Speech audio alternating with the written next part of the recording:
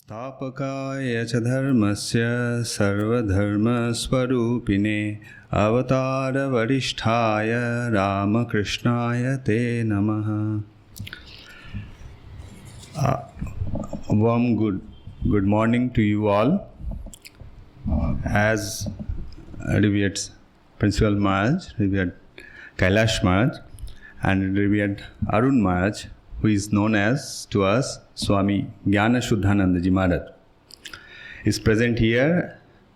Prashant Maharaj, and Shubhajit Maharaj, and dear students of class 10 and 12, and respected guardians. So, we are very glad to have with us revered Swami Jnānasudhānandajī Maharaj, Arun Maharaj with us. He has some short trip to Deoghar from headquarters office, as he wishes, earlier also wishes to visit Vaidyanath Dham. So we cordially welcome to Maharaj also. So we have arranged here one special talk, and the topic is Pursuit of Excellence by revered Maharaj. So before any starting of any program, we start with an opening song. So I will request class 12 boys. Singer is Chirag Pramanik in Esraj. Ranadip Chakrabarti will accompany, and in tabla Saumil and Uttaran Datta and Khanjani.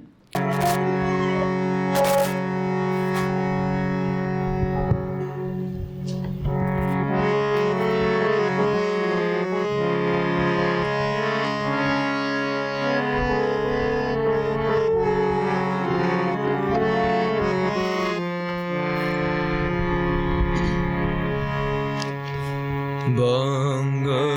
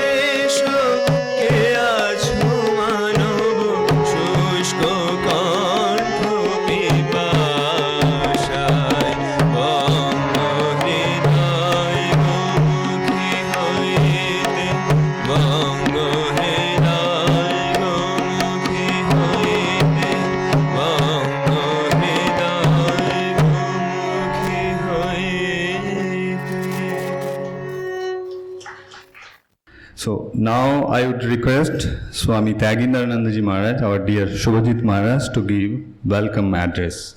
Maharaj, please.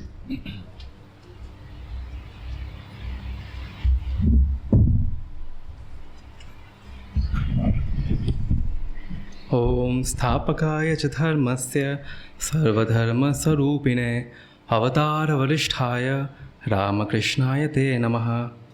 My pranams to Swami Jnānasudhānandajī, to revered Shivananda Maharaj, to Vidyapith, and to my younger brother Prashant Maharaj. Swami Jnānasudhānandajī has given monastic Diksha in 2005. He has been initiated by Swami Ranganathanamaharaj. He has given 12 years of his monastic life doing Thakur Seva in Belur. At present, Maharaj is posted in Vedanta Society of Southern California, Hollywood, USA. We pray to Thakur Ma Swamiji that may they give him blessings and strength to preach the message of Vedanta to the Western minds. Today, he will be speaking on the topic pursuit of happiness. When it comes pursuit of perfection, pursuit of excellence. I'm sorry, Maharaj. So, when it comes to Hollywood and excellence. So today morning only I was speaking to my class 12 boys that I was asking, when it comes to Hollywood, what is the first movie which comes to your mind? When he said Batman, when he said Spider-Man, when he said Inception, it too came to my mind. The same movies which comes to my mind when I think about Hollywood. Batman, Inception, Tenet, Dunkirk. There's a common thread going through them. Who is he? Shubhajit? Christopher Nolan, the director. I was seeing an interview of his in British Film Institute. And the interviewer or the podcaster was asking the same question that all the movies, in all of your movies, we see that all the viewers, you keep all your viewers, on the edge of your seat. What is the secret of this perfection? What is the secret of this? And Christopher Nolan says, very, very simple. I just, there are few policies I follow. First is no phone policy in my set. Whoever it may be, no phones are not at all allowed. Then the podcaster is asking why, what is the reason behind it? He's so clever. He's telling that distractions interfere with the creative process of the mind. Even in the many other times, Inception had been showed in our auditorium. I was doing some research. It came up that it took him 10 years of research, 10 years to develop the script and content. In Dreams, it's a wonderful movie where you rob a multi-billionaire in his dream. The concept is like this. In a dream, you are robbing. Then the podcaster is asking, what is that?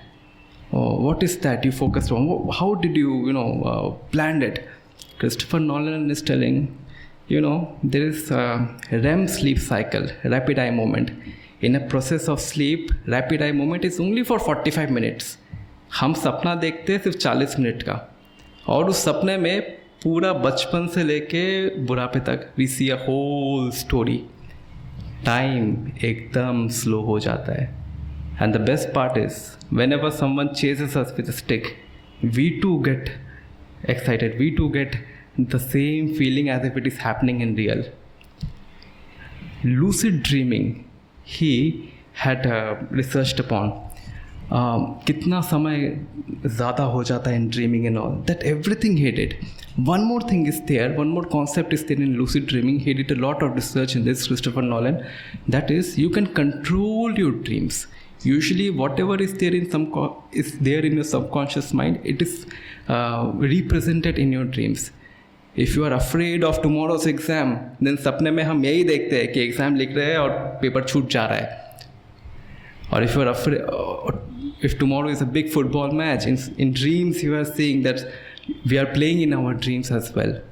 So whatever is there in your subconscious mind, that only is represented. But what if I tell you, you get a chance to control it. No, I don't want to see football. I don't want to see exam. I want to do some physics research in my dreams.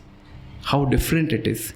Same thing he also tried. And there is only one recipe to it, that is discipline and discipline.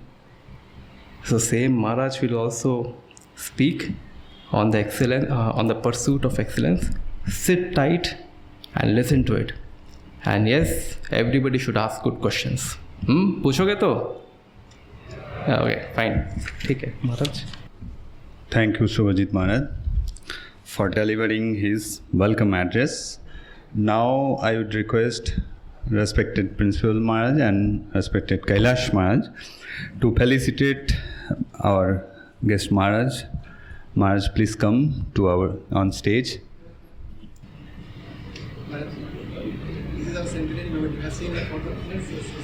So we are presenting to Maharaj a token of love as centenary gift.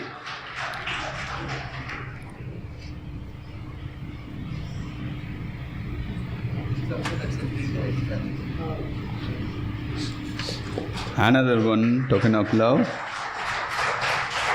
presenting by Revered Kailash Maharaj.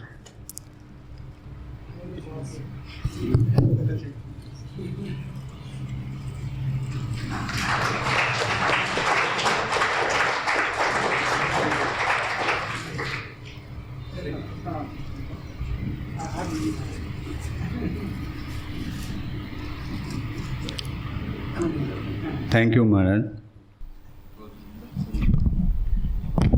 Yes, as we heard, today's topic of the special talk is pursuit of excellence. And this word excellence is very important in our life. And when it comes to practical spirituality, perhaps everything is summed up in the single word excellence. From your childhood in this Ramakrishna mission culture, you just memorize two definitions. One is of education and one is of religion. And both are similar, you see. Education is the manifestation of the perfection already in man, and religion is the manifestation of the divinity already in man. So, this manifestation of perfection or manifestation of divinity, in whichever way we may say, but it is the pursuit of excellence only. And we, the science students particularly, know the concept of infinity. So excellence is like infinity. You are becoming better and better, and like that we will go.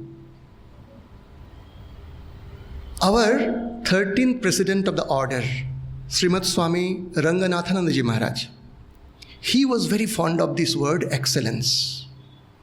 And you may be knowing that he was in charge of our Hyderabad Mutt. So there also he established Vivekananda Institute of Human Excellence. This human excellence. And we are very happy that our revered Swami Jnānasudhānandajī Maharaj is there with us to discuss on this topic. When we approached Maharaj that yes, since you have come to Deoghar, we should take this opportunity that our boys get a chance to meet you, to hear from you. So what should be the topic? And the topic was suggested by himself. And looking at it, really we are very happy that it is very apt for our students and in our future life also. Pursuit of excellence. And as we heard that our Jnānasudhānandajī Maharaj got spiritual initiation, mantra diksha, from Srimad Swami Jnanasudhanandaji Maharaj. So as an able disciple, he has chosen the right topic, that much we can say. And now he is going to Hollywood Center to preach Vedanta philosophy, Indian culture to the Western audience. We pray to Baba Vidyapith Thakur Ma Swamiji that all his endeavors will be very much successful, and may the blessings of Thakur Ma Swamiji abundantly be showered on him, on all of us. So I will not take much time, but really we are very happy, Maharaj, that you have agreed to address the students, and we are very much sure that they will get immense benefit out of your talk. So now I would request revered Swami Jnānasudhānandajī Maharaj to please come over the dais to address our students. Can you all see me?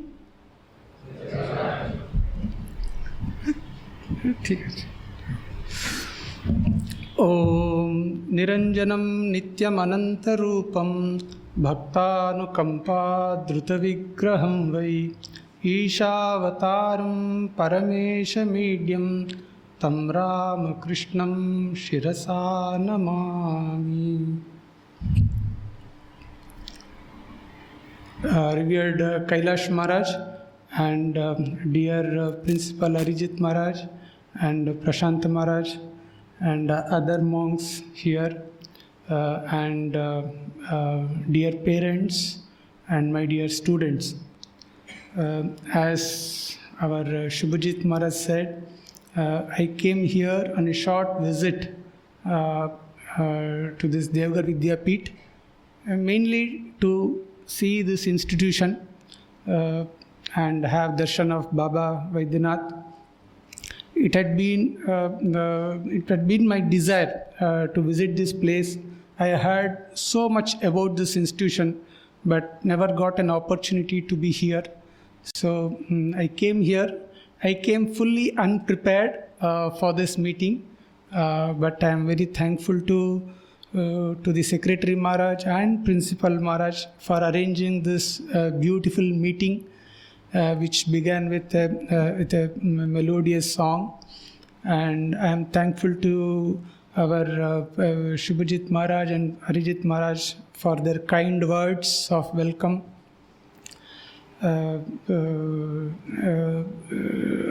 Needless to say, I am very glad that I got this opportunity to address you all. Now, the subject before us this morning is pursuit of excellence. Now, excellence means the quality of being excellent, right? So, we know what is good, and comparative degree of good is better, and then the superlative degree is best, good, better, best. And this excellent, you may say it is a synonym of the best. We are not satisfied with mere good. So there is a saying that good is the enemy of great. So good is the enemy of great. What does it mean? So sometimes we settle down for good enough. We say, this is good enough for me. That means we don't want to go forward. We want to remain satisfied with whatever that is good. But no, good is not sufficient. So we have to go up. We have to push our boundaries and reach the next level. Better, excellent, and this excellence means quality of being excellent. It is not that you achieve the best result or excellent result once in a life and remain complacent. No, that is you remain excellent. So that is excellence. Achieving that kind of productivity, that kind of quality in all our endeavors. That is excellence. Now, this pursuit of excellence is, as Principal Maharaj also said, it's a continuous effort to achieve one's full potential. Right? So, one full potential and strive for the highest standards in all our endeavors. We have, each one of you have the highest potential. So we do not know what is lurking behind this tiny frame. So a great mathematician may be there, a great astronaut may be there, a great teacher may be there, an excellent artist may be there. So all these potentialities are there. Now they are just potentiality. But it will come out. It will come out if we pursue this excellence, right? This is a pursuit of excellence. Now, in case of a businessman, let us say, so what do you mean by pursuit of excellence? He will continuously try to expand his business, try to attract more customers, retain the customers, and maximize the profit. That is the excellence of a businessman. And for a student, what could be the excellence? For a student, it is his first priority is to gain knowledge, right? So he will study his books well. He will earn a good name among his peers, among his teachers, right? And of course, he will also aim for securing good marks, not just good marks, great marks in the examinations. That is his excellence. Now, this in every sphere, whether he is a businessman or a school or an artist or a musician, none of us wants to settle down for anything that is second best. See, when we go to a shop to buy a cloth, let's say you want to buy a t-shirt, so you will naturally ask for the best t-shirt within which is affordable to you, right? So if someone says, this is good, but there was one more here that was still great, but now we do not have stock of that variety, then you will not be satisfied. You will not be happy buying what is left behind. You will say, okay, I will come after 3 days. Can you get me the best one? Right? So we don't want to settle for the second best in any walk of life. We want the best, right? So similarly, in our academic life or professional life, everywhere we want something that is the best. Now, when we think about this excellence, the one name that comes to us immediately is Swami Vivekananda. So Swami Vivekananda, he personified this excellence to such a degree that he is an ever inspiration. He will remain an inspiration for generations and generations. Swamiji, I'm sure you have read his biography. If not the comprehensive biography, at least a short biography you must have read, and you would have definitely heard from the Swamijis from this platform or in your classrooms about his life and achievements. So Swami Vivekananda was a great religious leader, was a great mystic, a saint. And a great thinker. He had such capacity to change the thought currents of an entire nation, right? And he was a good writer, poet, musician, whatnot. Such excellence in so many walks of life, and very good organizer. See, he organized this Ramakrishna mission. Whatever, see, today you are studying in Deoghar Vidyapith, and I am here. This is all because of Swami Vivekananda's his plan, his organization capacity.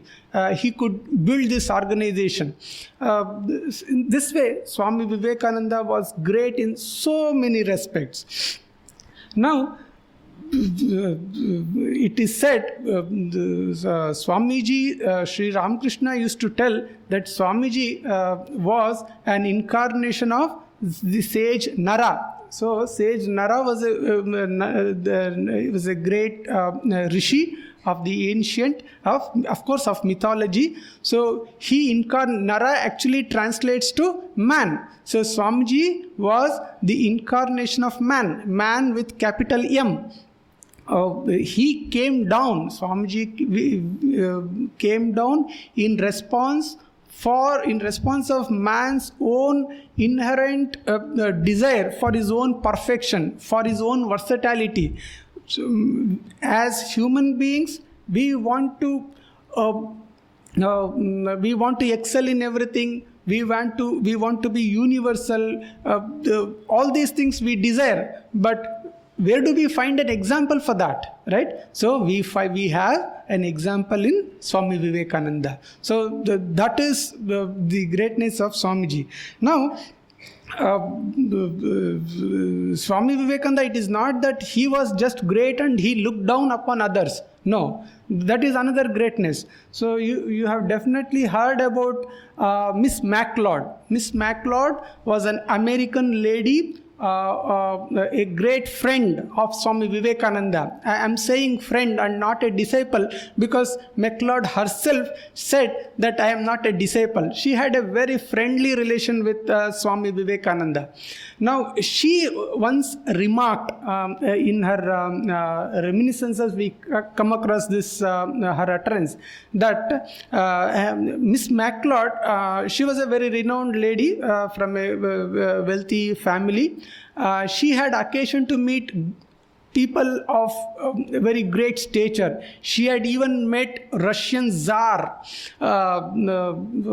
So she had met so many great people. And she says that when I have met so many great people, and when I met these great people, I would feel, oh, how great that person is and how small I am. So that was the feeling. She would be awed in the presence of such great people. But about Swami Vivekananda, she says that when I met Swami Vivekananda, I felt that yes, Swami Vivekananda was great, but at the same time, how great I too am. How great I too am. So Swami Vivekananda, that personality was such that he could inspire greatness even in others. And he would tell that each one of you should become great. To his own disciples, he would tell. See, normally the Guru will say to his Shishya, you should all grow, and he will teach the lessons. But there are very few Gurus who would expect their students to excel them, to beat them. But Swami Vivekananda would say to his young disciples that each one of you should become great 100 times more than I am, right? What I can even dream of, you should achieve such greatness. That was his greatness. Now, Swami Vivekananda, when he says that you should all achieve greatness, it is not that greatness will come from somewhere else, from outside.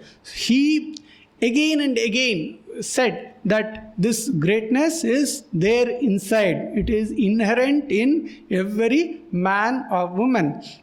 This inherent greatness, Swami Vivekananda said, you should call forth and bring forth. As Principal Maharaj said, Swami Vivekananda has given two definitions.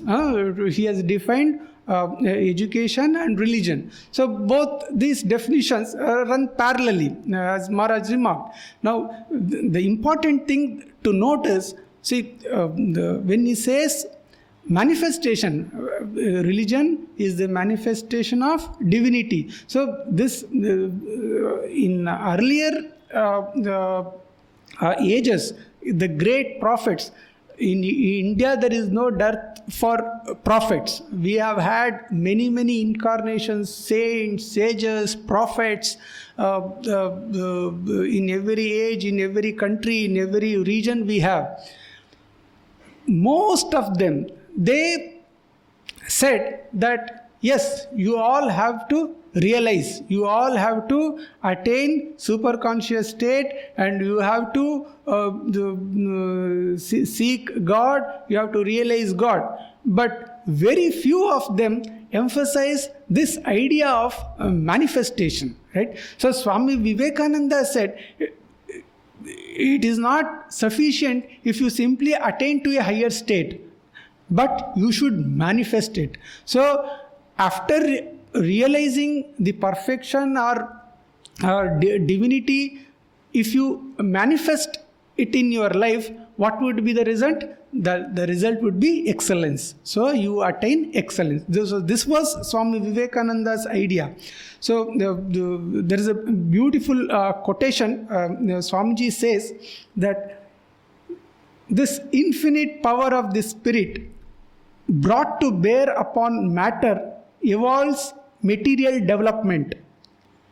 Made to act upon thought evolves intellectuality, and made to act upon itself makes of man a god. See, Swamiji has given the framework, has set the foundation how we can really achieve greatness or excellence in any sphere, whether you want it in the material, in the external world, or in the intellectual world, or in the internal world, in the spiritual world. So to achieve greatness in any of these fields, the inspiration, the power is within you. So I read it once again. The infinite power of the spirit. So this infinite power of the spirit, naturally it is within us. Brought to bear upon matter evolves material development. So if you want, you can put this the infinite power of the spirit on the to work for the material development. So you will achieve material success. Made to act upon thought evolves intellectually. If in the case of great writers, poets, philosophers, what they do, they bring forth this power and they put it in the field of thought. So they become great thinkers. And made to act upon itself makes of man a god. Now, if instead of making it work in the external world or in the intellectual field, if you put it, if you use it for your own spiritual growth, then you attain great spiritual height. So that was Swamiji. So these words Swamiji wrote in response to the address he received from Madras. As you know, Swamiji went to Chicago, addressed the Parliament of Religions and became very famous there. And when this news reached India, there were meetings in several parts of the country. And one such meeting happened in Madras. And this Madras, his admirers and disciples, they sent a letter formally congratulating him for his success. So in response to that, Swamiji wrote a beautiful letter, a reply. So the words I quoted are from that reply of Swamiji. Now, this idea that this infinite power is within us, and it is not that Swamiji thought about it and said. It is from the Upanishads. So in Kenopanishad, we have Atmana Vindate Viryam. So Kenopanishad says Atmana Vindate Viryam, means the strength, the power comes from the Atman, which is our true identity. Now, when this power is called forth, when it is brought forth and made to act, then what will be the result? As I said, it is excellence.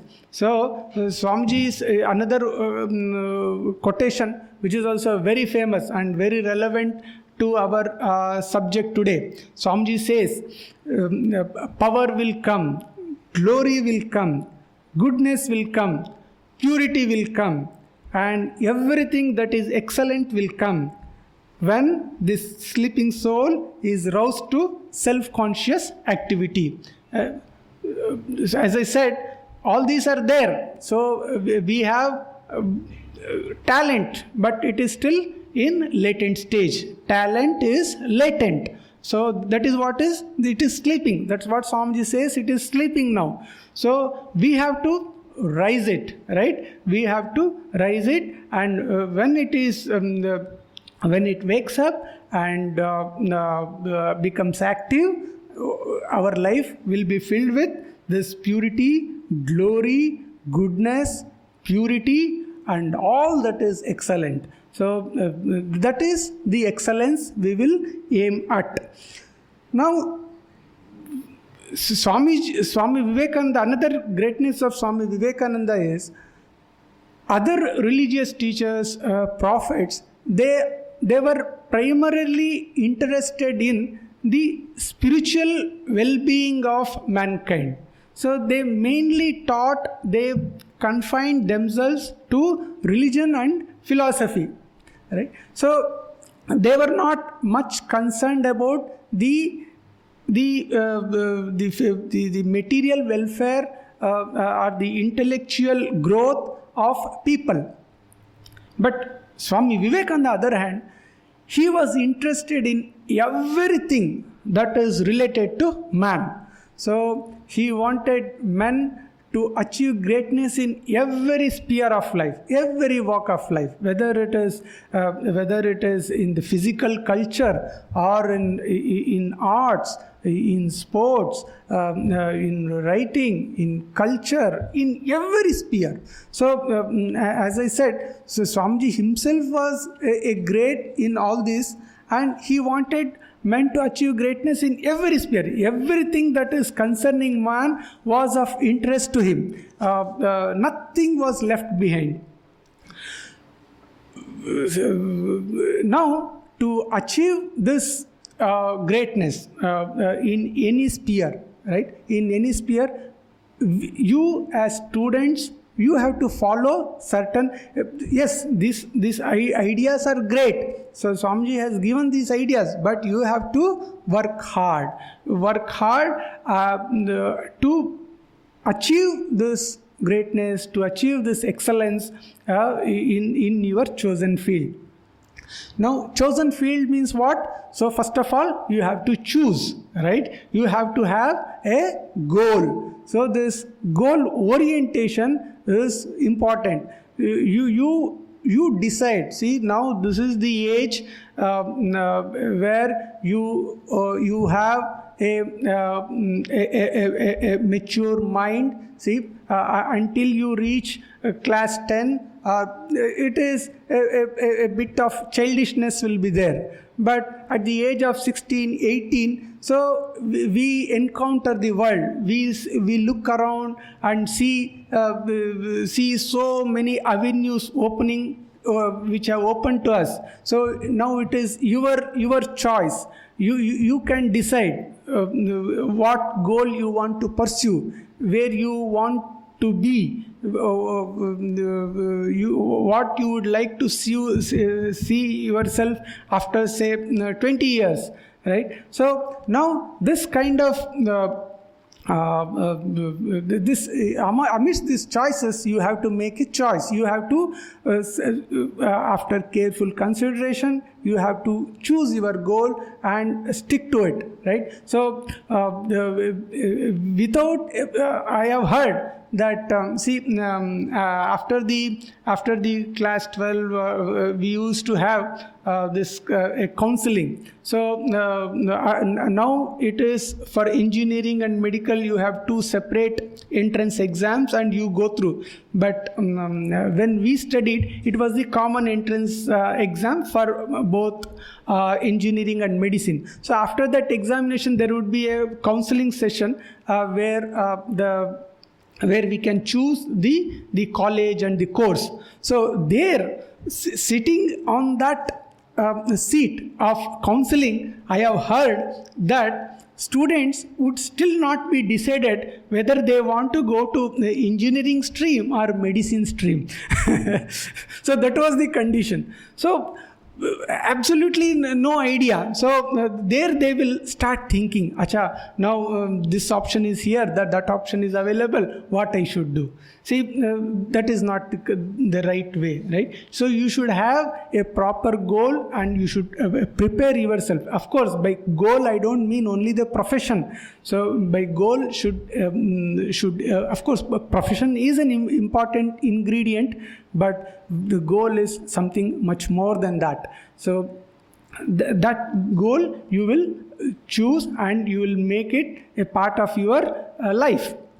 Now, after choosing that goal, next it is you should not start daydreaming about the goal. Daydreaming will not take you anywhere. So after choosing the goal, you have to work hard to reach that goal. So Swamiji says, pay as much attention to the means as towards the end. Yes, the goal is very, very attractive. Let's say somebody wants to be a good cricketer, wants to play in IPL. It's good, but he has to work hard.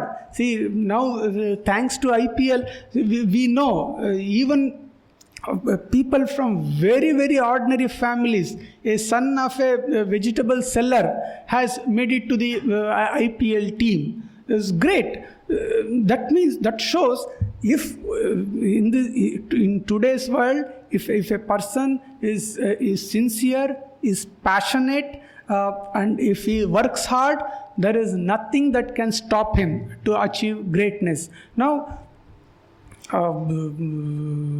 after setting the goal, you will work hard. What is meant by working hard? It is you have to pay as much attention to the means as towards the goal. So Swamiji says, let us perfect the means. The goal will take care of itself. So if you are serious about, let's say, again taking the example of a cricketer. So if you are serious about the cricket profession, then you have to practice hard, right? You have to sweat. You have to spend sufficient hours in practicing the game. Then you will achieve success. So if on the other hand, if person only dreams about the cricket, if he is only daydreaming, if he is only thinks that yes, one day I will become a great cricketer, and does nothing to master the sport, you think he will attain anywhere? No. So once the goal is fixed, you have to focus your attention to the means, how to attain the goal. The another important aspect is the practice of concentration. See, especially in today's age, this digital distraction is creating a havoc among the students. So you have to be very, very careful. Just our Shubhajit Maharaj, he mentioned that no phone calls, right? So you have to tell yourself, yes, for next 3 hours, I will not look at my mobile phone. I will not attend to any phone calls. I will not check my WhatsApp. See, this kind of restriction you have to put, you have to enforce it on yourself, then only you will be able to achieve. So, and another thing I'll tell you, never allow your mind to get divided. Okay. See, when you sit for study, so you have to tell yourself that yes, I am now sitting for studies. Let's say the schedule is next 1 hour is your study time. So during this 1 hour, you have to consciously tell yourself, okay, that yes, next 1 hour I am not going to think about anything else. Okay, so you have to give your undivided, your full mind to the studies or to any work which is at your hand. So some students have this bad habit of of, say, listening to music while they are reading or while they are studying, or they will keep their television set on while studying, or they will have headphones while studying. This is very, very harmful, very, very dangerous. That means what you are doing, see, you are listening to, let's say, music, and at the same time you are reading your textbook. I don't mean that you cannot do both. Yes, you can listen to music and you can read. But please take it from me that your mind is thereby divided. Okay? So you will not be able to appreciate the music 100%, nor will you be able to study 100%. So it is divided. This kind of allowing the mind to get divided is very harmful. Not only in student life, in every, especially as you can see, we have taken this religious occasion, right? So we are monks. So our teachers, our guru, they will tell us that when you sit for meditation, you have to forget everything else.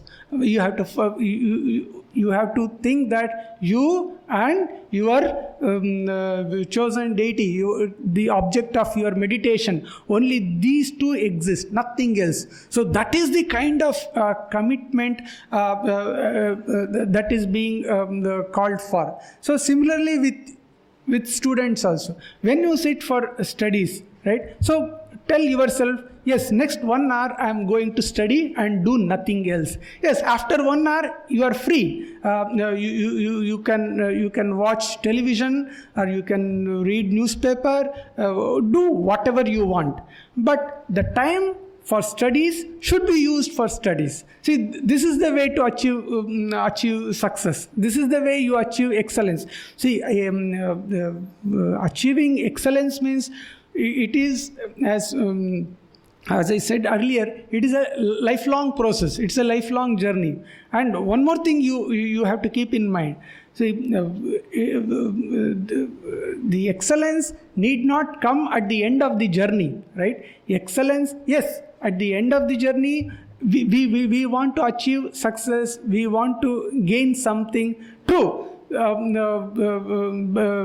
God's grace, by our good luck, let us hope that we do achieve that. But before that, even we should be able to enjoy the journey itself. See, now you are studying in Deoghar Vidyapith. You may be spending here 5 years or 7 years. See, this time you have to enjoy. By enjoy, I mean you should be happy about it. It is not that I will be happy after clearing the exams and I go out of this institution. No, right? So now you are going through a fixed routine. See, the environment here, the system here is so conducive, is so well planned, well designed for your growth. For your growth in every respect, physical, mental, intellectual, academic, every way, the system is so well designed. So now you have to make full use of this opportunity that is given to you. And when you do that, so you have joy. See, every day you encounter. See, I came just for a visit, and this meeting is being arranged, and you are all listening to it. So with so much of attention, with so much of patience, right? So this you should be able to appreciate. See, yes, today I got this opportunity to attend a meeting and listen to some useful thoughts. See, this way. So the result that will come after the struggle, after going through the struggle, that is important. True, but don't hang on to that result. That result will come only one day, and the freshness, the joy of that result will not last. So after that, let's say You clear the class 12 exams. For how many days can you be? You can bask in that glory, right? So just after a few days, then the next worry will start. Where I should get seek an admission, where I should go, right? And after finishing your the next graduation level, the next worry would be, where I should get employed, where I will get a job. Right, so the life is like this. Okay, life you will never remain satisfied with whatever that has been achieved or whatever you have gained. So just a few days later, or even just after a few hours, a new challenge will open up. This is life. Okay, so as grown-up boys, you should understand this. So then what would be our life? Is it always chasing one goal, and that goal is always receding? It is always receding, just like the golden deer which appeared before Sita and which Sri Ramchandra went on chasing. So that golden deer, Rama could never catch hold of that deer, right? So it would always go away. So it is like that. Our goals, everything, as I said, very life is like that. So what you should do is, we will aim at, we will try to achieve success in life. We will try for excellence in life. True. But at the same time, we should also enjoy the journey. So, and this excellence, it need not be limited only to the success, to the end point. So there is excellence even in doing it. So as I said, when you are studying, so you do it excellently, right? When you are playing, you do it excellently. When you are doing the morning drill, you do it excellently. When you are praying, do it excellently. See, this excellence you should try to bring excellence in everything that you do. That is what is important. So when you do things excellently, then the result will also be excellent. Okay, but as I said, the end result is not within our hands. Okay, this is also very, very important. You should keep in mind. Okay, so one of our Swamis, he told me that he is a very sought after speaker. He goes to many places, many institutions to address students. So one point he told me that he repeatedly stresses in his talks before the students and before the parents is, see, our parents teach our boys how to succeed, but they don't teach how to fail. Okay, so our parents are not taught how to fail. What does he mean? Should we tell our boys, our children, our students to fail?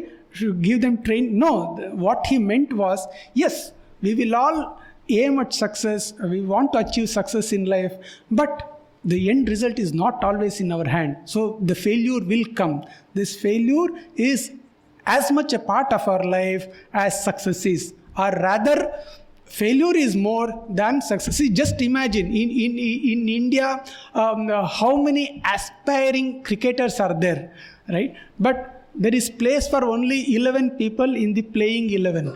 Okay, so that is the reality of life, right? So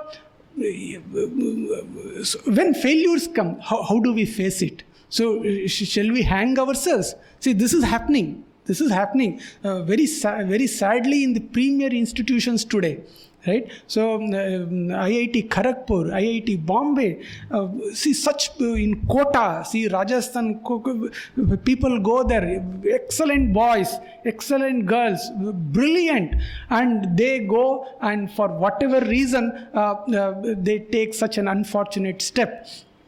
Why? Because they have not been taught how to face the failure. Right? See, that would not have been the case if they were taught that See, excellence can be in the journey also. See, you study well. See, there is joy. See, there is joy in doing anything excellently. See, if you are asked to clean a room, so let's say broom the field. See, yes, there is a joy in doing that. We have to appreciate that. See, that is how we make our life beautiful. So we can wear a smiling face, and others will be happy to meet us and greet us.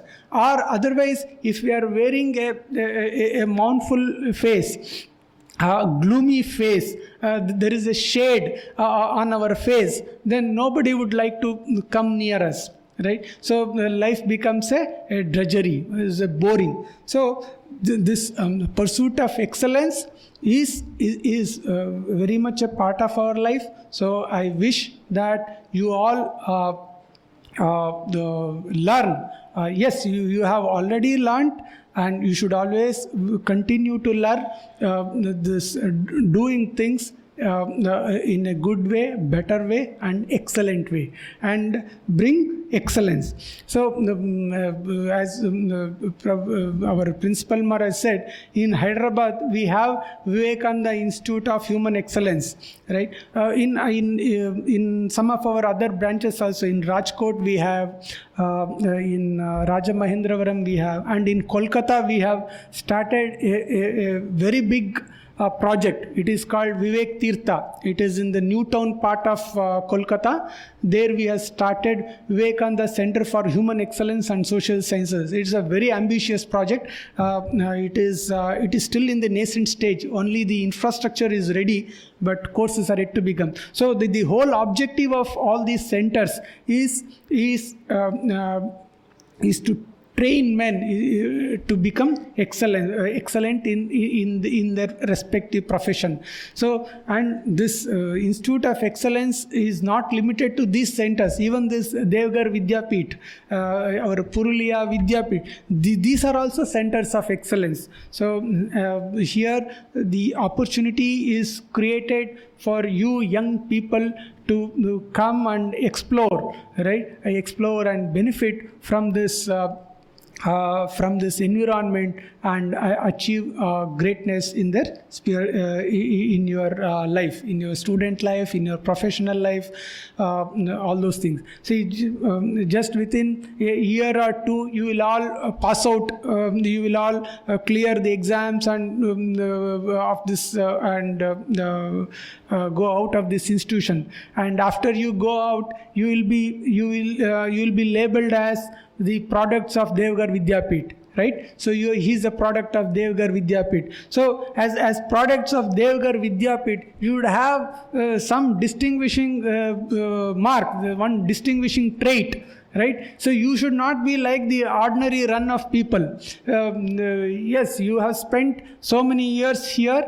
You have learned, you have imbibed something that should be part of your for the rest of your life, right? So what would be that distinguishing remark, distinguishing character? It is the excellence. It is the excellence in whatever you do, right? In any profession. See, let's say you become a civil servant.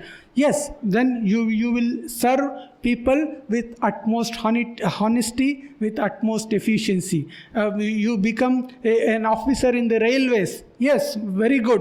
So your colleagues will know that yes, this person means quality, this person means business. So no nonsense person, right? See, that should be the distinguishing character. So I wish you all very best in your future endeavors, and I thank the Deoghar Vidyapith Secretary Maharaj and Principal Maharaj for inviting me to address you all. Thank you.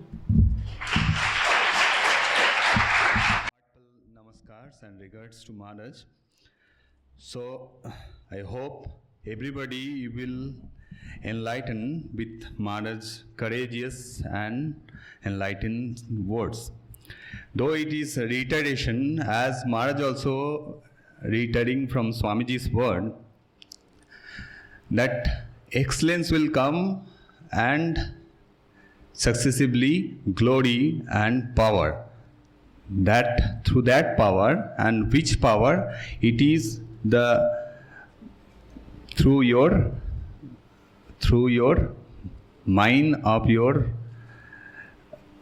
mind only. So those power, those energy, it is inside of you only.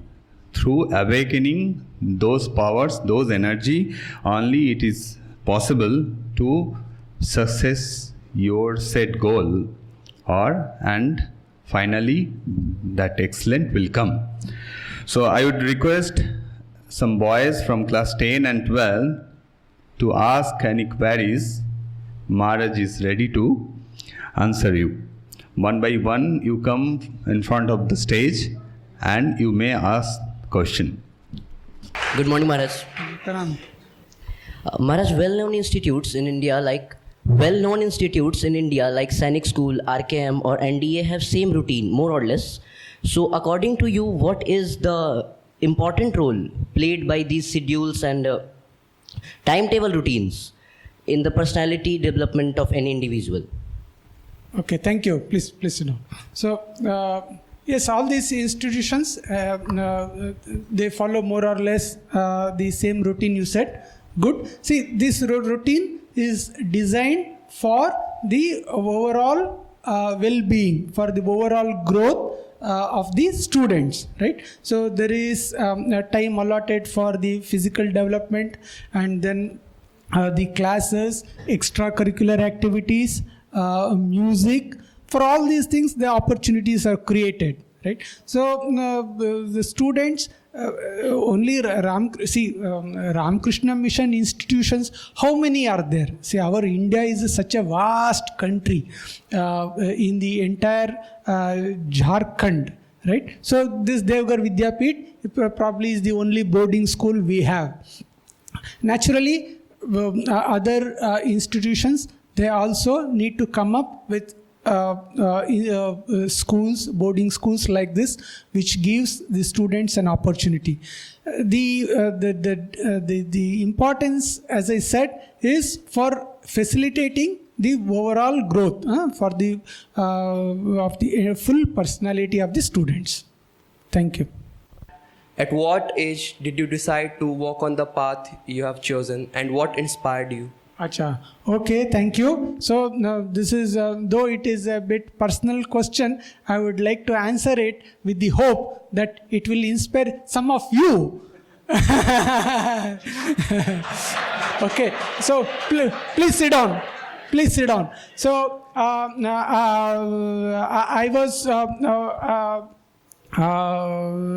I completed my schooling in Bangalore. So very close to my place, my home was the branch of Ramakrishna Mutt in Bangalore. It is called Ramakrishna Ashram, or now it is called Ramakrishna Mutt, which was not very far. And in that ashram, there is a Sunday school. It is called Vivekananda Balaka Sangha. So there the students of I think from the class 6 are admitted. Every Sunday these boys go and take part in different activities like chanting, music, attending to classes on moral education, and then sports, extracurricular activities, so many things. So it is a very funny place for the boys to be, and they get to meet so many boys. So I got admitted to that Sunday school, and that is that was the point where I got introduced to Ramakrishna Vivekananda movement, and from there the influence grew stronger and stronger. And later, when I completed my education and had worked in a company for some years, and then I took a decision to plunge into this life, to devote my life to this cause, for this spiritual cause. Thank you.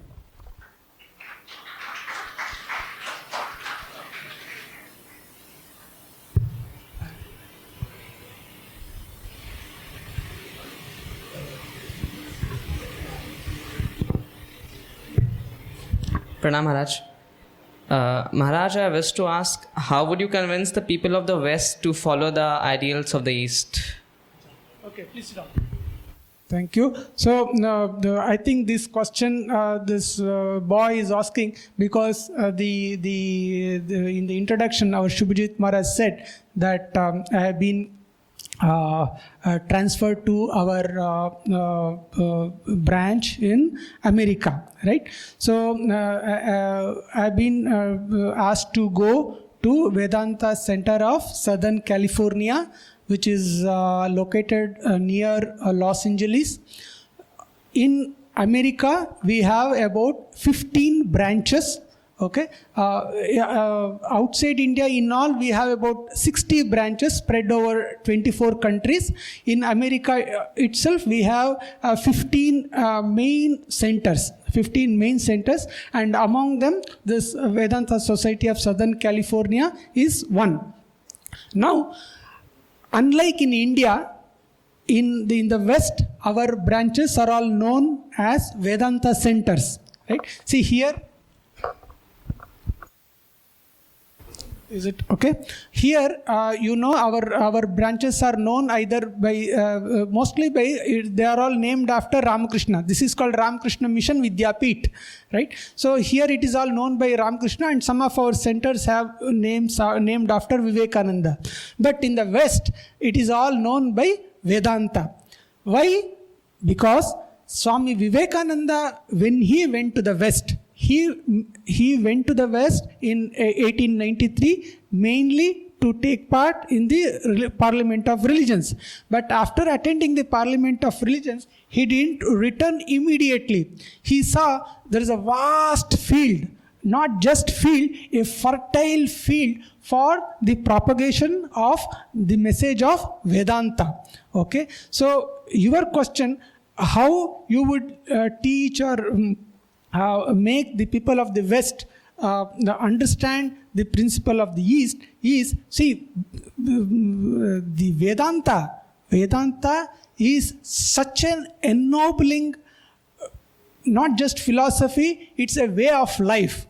It is such a great ideal, this Vedanta, that if only if we can present this Vedanta to any cultured mind, okay, there is no way the other person will not remain unimpressed. Okay, it is going to impress. So such is the greatness of Vedanta. So Swami Vivekananda, he preached Vedanta, especially the idea that we discussed today, that there is the excellence, the divinity, that is perfection, which is already in man. This idea, this potential divinity of man, this comes straight from Vedanta, right? So this idea itself is such a startling idea for them. See, for Christians, this comes as a in the words of Swami Vivekananda himself, it comes as a bombshell. Right? So they have not heard such a thing, that yes, we have infinite power, infinite glory, infinite purity within us. So this idea they don't have. And Vedanta gives them that idea. And we tell them, yes, it is there and you can bring it forth.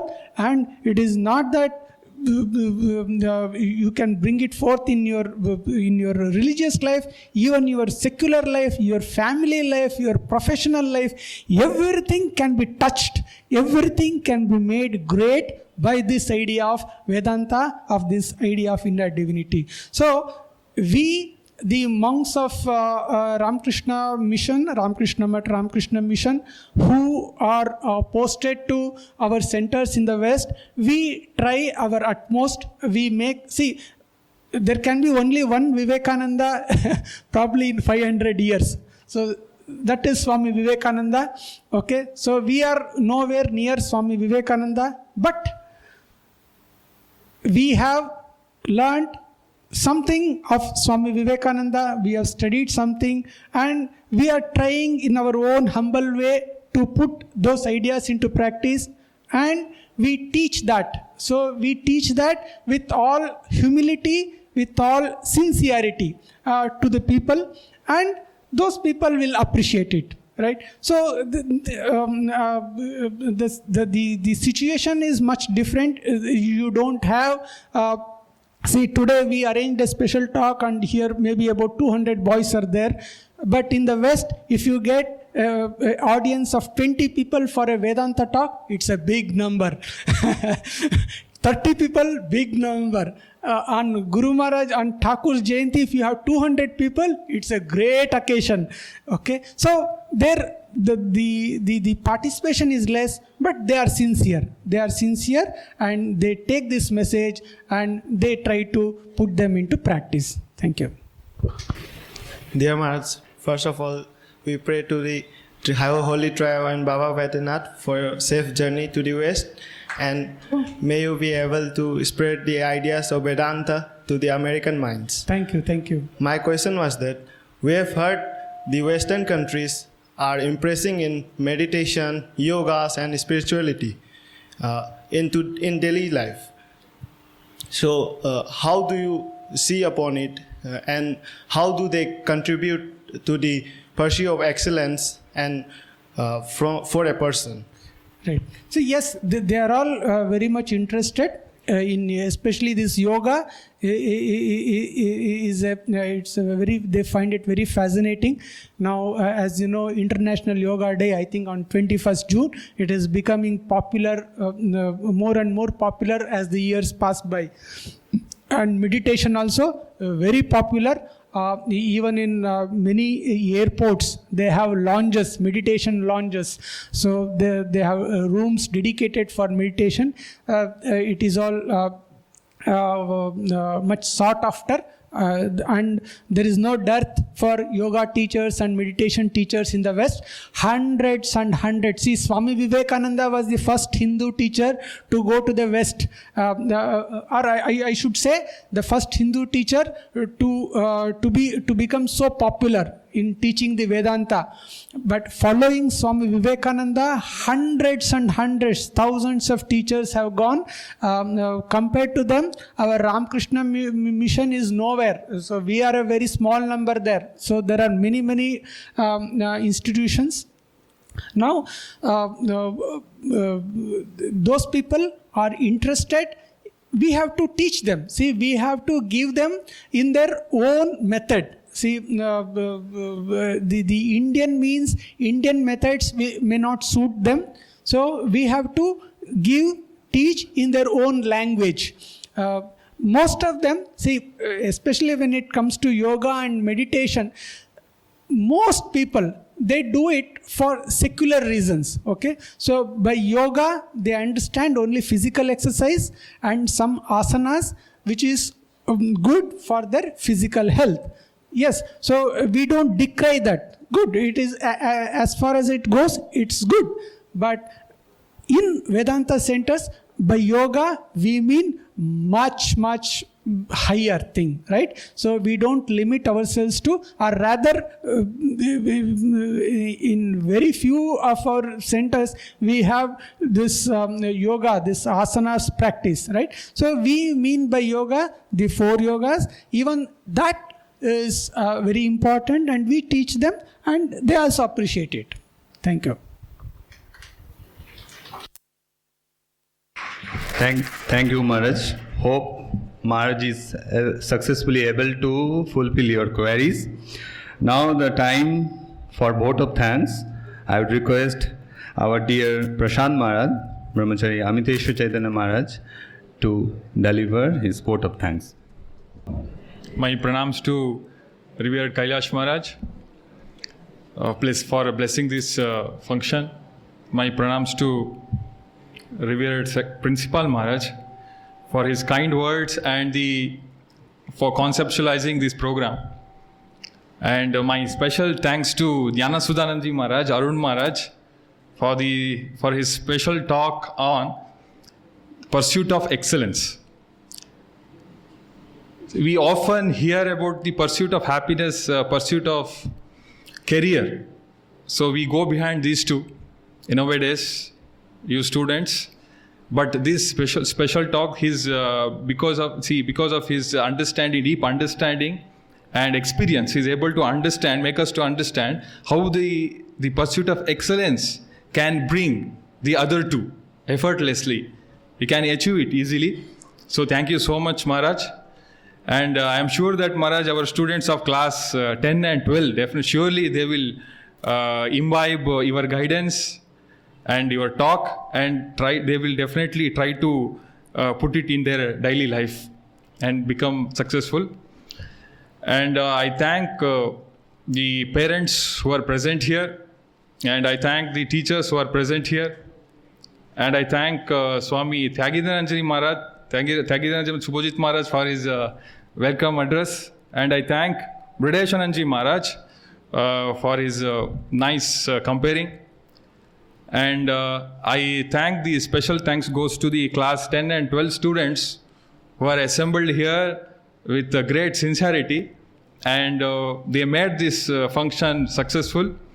And definitely you have listened, and I suggest you to try to follow in your life. And I thank all the staff members who are directly, indirectly involved to making this function very successful one. And may we pray to Thakurma Swamiji and Baba Vaidyanathji shower their choicest blessing on Jnanasudhanandaji Maharaj for his future spiritual journey to the West, and also enlighten him with wisdom, light and love. Thank you one and all. Thank you so much. Thank you, Maharaj, Prashant Maharaj. So, we will conclude our today's program with Vidyapith Giti and Jaikara. For that, I would request class 12 boys to come and finish today's program. And it will be followed by, yes, please stand up. And it will be followed by, after Vidyapith Giti and Jaikara, you will offer to pranam to Maharaj and then proceed to the respective dhams. বিদ্যাপীঠের তরুলতা মুগ্ধ করে মোর হৃদয় মাঝে আছে সে যে সোনারি স্বপন তার তুলনা ভাই দেখতে নাই পায় ভ্রমি ত্রিভুবন সাধের বিদ্যাপীঠ যে মোদের শোভা নিকেতন বিদ্যাপীঠের উদার মাঠে বিস্তারিত স্নেহ মন ভরে দেয় প্রাণ ভরে দেয় সবল করে দেহ বিদ্যাপীঠের গগন তলে দীপ্ত আলো জ্বলে রে সেই আলোকে শিখা ভরে ছাত্র দল চলে রে চলবো দেশ দেশান্তরে ঘুরবো মরু প্রান্তরে আমি আমার বাণীর সাথে নূতন জগৎ গড়ব রে